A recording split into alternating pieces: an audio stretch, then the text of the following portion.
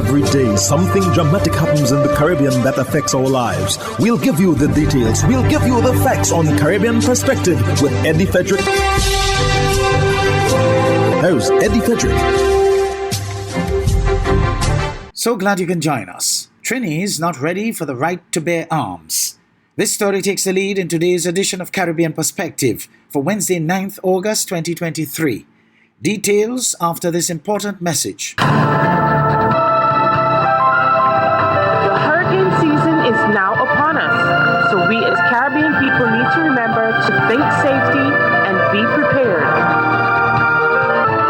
Avoid venturing outside during a storm or hurricane, especially if there are strong winds. Rooftops and other debris are often blown about and can cause great damage.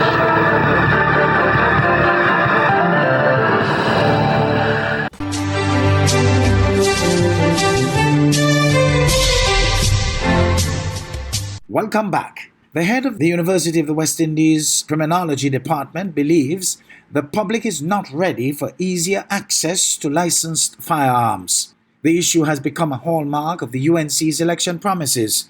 But Dr. Randy C. Prasad said what is being hailed as a solution to crime can in fact be a contributor. Here is more of what he had to say, including the opposition leader defending her stance at a political meeting in San Fernando on Thursday evening. You have to load up the matic. If some are hoping for the opposition leader to tone down the gun rhetoric, I absolutely not apologize for the words. Empty the clip. I will not apologize for that. last evening was a clear indication that, if anything, she is working with more ammunition, metaphorically, of course. You have to pull it back. You have to knock it on them. And then knock it again. Knock it again. Now, those are the words of deceased Trinidad singer Kay Lyon. Kamla Prasad-Bissessa said she is a fan of that particular genre as it expresses the commentary of the youth. Many of you who criticize me don't know about the deceased rapper. The song Parliament or deceased Kay Lyon song Monsters Out. They're singing about what is the reality today. Even the man who has led the police service and said one shot, one kill endorsed her language, saying criminals are coming into people's homes with high-powered rifles now.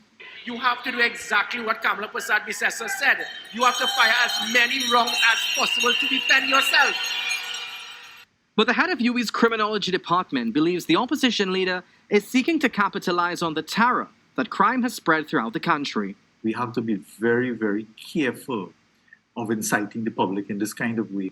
While the UNC is promising easier access to legal gun ownership, Dr. C. Prasad believes while it can be beneficial, a large part of the population is not ready for firearm ownership. You just have to look on the roads, for instance, how easily people get angered, road rage, the level of discourtesy that people show to one another.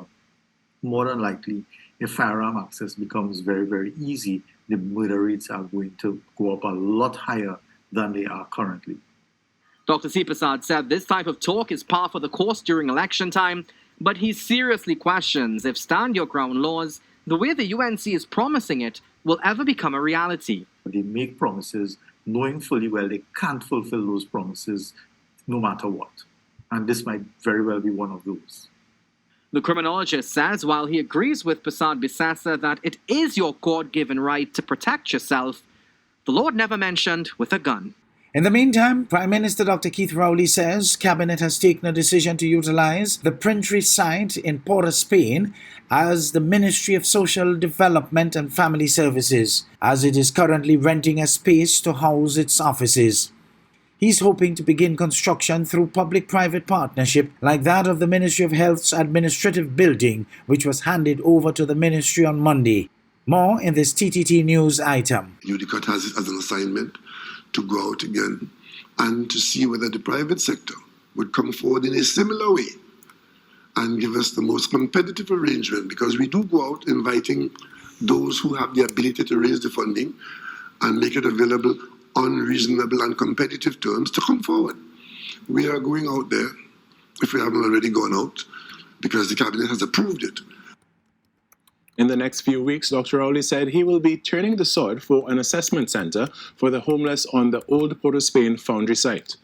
The idea behind building that assessment center is to make sure that we have a place where people who put themselves or find themselves on the streets of the city of Port of Spain doing all kinds of things that are unpleasant and even dangerous, that such persons will have a place, if you are homeless in the city, where you can be looked after and assessed, and of course, restored to your location in some instances, and those who have mental issues can be properly looked after.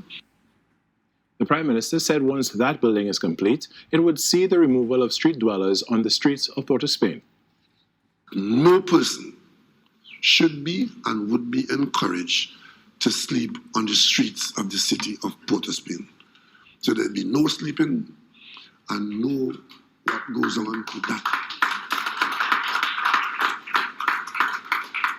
So that project is well underway, and the construction, I passed there 2 days ago, I think it was, and I've seen the site is being ordered, so construction should be underway there very soon. Over in St. Lucia, the infrastructure minister says the government is weighing all its options to get the first phase of the Millennium Highway West Coast Road project completed. Zane Romulus of the DBS News World reports. Faced with mounting pressure from the public in general and minibus operators in particular, the government is deliberating about the best way to get the Millennium Highway project done. At Monday's pre-cabinet presser, Infrastructure Minister Stephenson King said replacing the current contractor, CO Williams, is an option that the government is considering. Can we continue with the contractor? Does the grant loan agreement allow us to disengage? And if we are to proceed with disengagement, meaning to terminate the contract, what are the implications, considering that the project is not funded by the government of St. Lucia? The only components of the project that is funded is really matters to do with land acquisition and relocation of residents along the way. So basically that is it. It is a grant from the UK government, and therefore there are terms and conditions of the grant, which means that if we are to take any action to ensure the delivery of the project within a shorter period of time, and I'm talking about a shorter based on the timeline that they've given now. The timeline they've given now is March 2024. The first phase of the Millennium Highway West Coast Road project was initially due for completion in March this year. Following this, the upgrading of the West Coast Road would commence. However, the West Coast Road rehabilitation, which another contractor will undertake, is at the point of starting, while the Millennium Highway project continues to languish. The Attorney General is presently looking at the agreement, looking at the loan agreement, looking at the UK CIF grant agreement, and then for us to make a very informed but safe decision so as not to jeopardize the relationship between the United Kingdom and St. Lucia, or to probably, lose the balance of the funding. The first phase of the Millennium Highway West Coast Road project started about 2 years ago and includes resurfacing the Millennium Highway. For the DBS News World, I am Zane Romulus. The Bahamas is likely to get a new Governor General. Here's Prime Minister Philip Davis had a brief response on the possible new Governor General. Social media is buzzing with reports that the government will soon name a new Governor General. Several names for the head of state posts have been talked about for quite some time now. Here's Prime Minister Davis's response to the question from reporters in Cat Island on Friday. I think we will hear an announcement about those things and so on. Jamaica's People's National Party, PNP, has issued a statement for the police high command to launch an investigation into what they believe is a deliberate attack on executive members of the Police Federation. Celine Campbell of CVM Live has more. I'm calling on the Police High Command to take immediate and decisive action in investigating and putting an end to the ongoing smear campaign targeting the chairman and the executive members of the Police Federation. That's the plea from Shadow Minister on National Security, Senator Peter Bunting. A press release issued by the PNP on Wednesday refers to the interdiction of Corporal Rowan James as an attack on the chairman himself and the executive members of the Federation. The PNP believes the recent stories calling out members of the Federation are false allegations plotted to defame the security force, all of which will intercept the public's trust and confidence in the leadership of the JCF. The Commissioner must promptly denounce this smear campaign and make it clear that the High Command has no involvement in and does not support it. The credibility and impartiality of the JCF leadership is at stake. Adding a political twist to the matter, Bunting says these allegations mentioned in the media are sensitized and backed by a political agenda. Over the past 24 hours, 2 separate stories with false and defamatory allegations have been supposedly leaked to news outlets perceived to be sympathetic to the JLP administration. Meanwhile, Bunting adds, it's important for the public to know their law enforcement agencies are operating free of political interferences. He further notes, I stand in solidarity with the chairman and executive members of the Police Federation during this troubling time. On Thursday, Corporal James lost his bid to be reinstated as chairman of the Police Federation following his recent interdiction. Celine Campbell reporting for CVM Live. The British Virgin Islands Deputy Premier and Minister of Financial Services, Labour and Trade, Lorna Smith, is heading a 16-member delegation of government and business leaders in Guyana. They aim to explore the country's financial services and other investment opportunities. This visit marks a significant step in fostering collaboration and potentially strengthening economic ties between the two regions. Shamar Allen of HGP Nightly News reports. The Virgin Islands Deputy Premier and Minister for Financial Services, Labour and Trade, Lorna Smith, is in Guyana with a high-level private sector group fishing out investment opportunities here. At a recent reception at the Guyana Marriott, Smith said that BVI and its private sector have faith in Guyana and its future. Yes, financial services is a big part of it, but there are also areas of cultural and educational exchanges.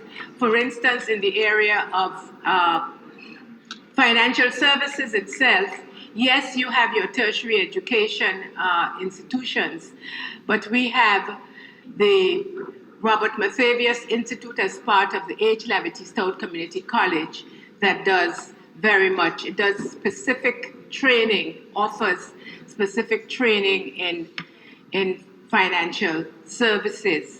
Guyanese accounts for the third largest foreign population in the BVI, and according to the island's deputy premier, they have an admiration for Guyana's accomplishments, especially in the low-carbon strategy. We, as I've said before, must come back and really experience Guyana because, as you say, Georgetown is not Guyana.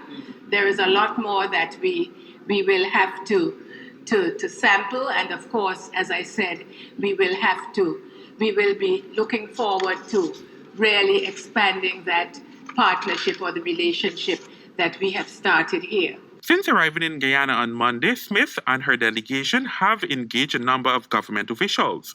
She hopes to return to Guyana soon to address several issues in the oil and non-oil sector. Reporting for HGP Nightly News, Shamar Allen. Hubbards is once again innovating the way you shop with its new online store, providing 24-hour shopping convenience. You can shop now for appliances, hardware, houseware, building material, and more. Free delivery island-wide. Start shopping now at hubbardshardware.gd. Safe, convenient, reliable.